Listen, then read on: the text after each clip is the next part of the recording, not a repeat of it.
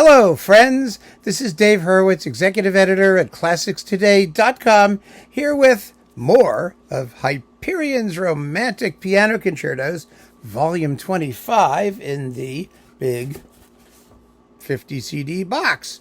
Yeah, and Volume 25 is devoted to the concertos of Edward MacDowell. Excuse me. Which is kind of interesting. It's interesting because although MacDowell is not exactly a household name and isn't as well known as he used to be, he was a used to be, and particularly among American pianists and even American record labels, because who else was there? I mean, let's face it. I mean, yes, there are people out there, but nobody cared. And still nobody cares, particularly.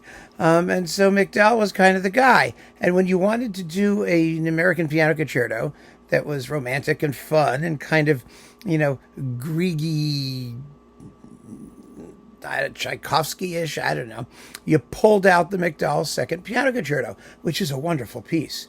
It's really a first-class piece. It's beautiful. It never deserved to be ignored. So it's lovely. It has a structure kind of like the Saint-Saëns Second Concerto, and it's full of pianistic fireworks. It's just delicious. The first concerto isn't quite so good, but it's still a nice work. I mean, it's derivative. You hear echoes of Liszt and Grieg and maybe Dvorak here and there, and, but so what? We all have fun. And here you get the second modern suite for solo piano, which is actually sort of by modern suite, MacDowell meant an updated Baroque dance suite. So you had, it consists of a preludium, Bach-y preludium thing, a fugato, a rhapsody, a scherzino, a march, and a fantasy dance finale, which is delightful. The problem here is that Seta Tanyel, the pianist here, she's just not as good as the competition. And she wasn't as good as the competition when this came out. And that's unfortunate. Because, one of the wonderful things about this series is that most of the performances where there was competition were as good as the competition, at least. Although even Marc-André Hamelin with the Busoni Concerto wasn't as good as the competition. Although I don't think that was largely Hamelin's fault.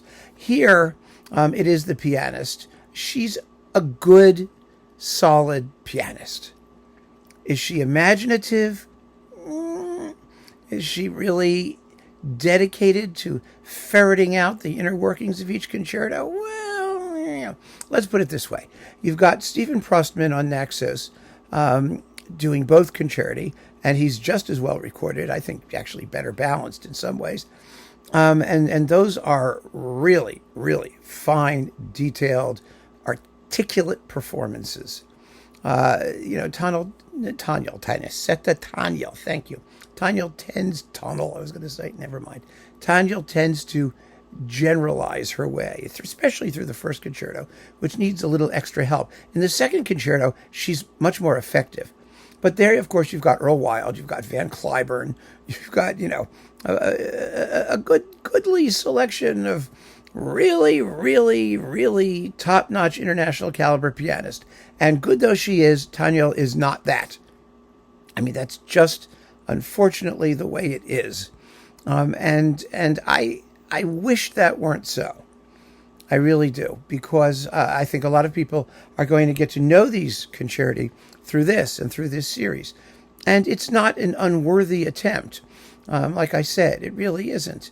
But we're talking about music that, well, it may need a little bit of special pleading if you're not, willing to sort of accept the fact that it's unusual concerto stuff from an American composer and you're not living in the United States. I mean, when I was a kid, MacDowell's name was sort of browbeat into us because we would go to symphony concerts and all the great composers their names would be on the edge of the ceiling or over the proscenium, and you'd have Gluck and you'd have Handel and Mozart and Beethoven and Brahms and Schumann and MacDowell.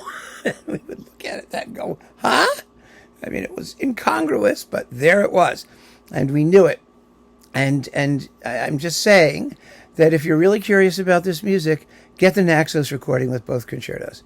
Stephen Pressman. It's also with the National Symphony Orchestra of Ireland or something like that, I believe it is. They're a little bit better than the BBC folks here. Martyn Brabbins is a fine conductor. He always is. I have no issues with him. I just can't say that this is all that exciting. In the context of the box, it's fine. Of course it's fine. It's not gonna disappoint anybody majorly who's not running around after MacDowell piano concerti. And I'm very happy that he was included as somebody deserving of consideration as part of all of these romantic composers, because he does deserve that. He really does. He's actually one of the very few sort of Liszt pupils who sort of lived up to something. Most of them achieved nothing, and MacDowell really did. He was a force in his day. So let's just leave it at that and say that there are more interesting titles in this series.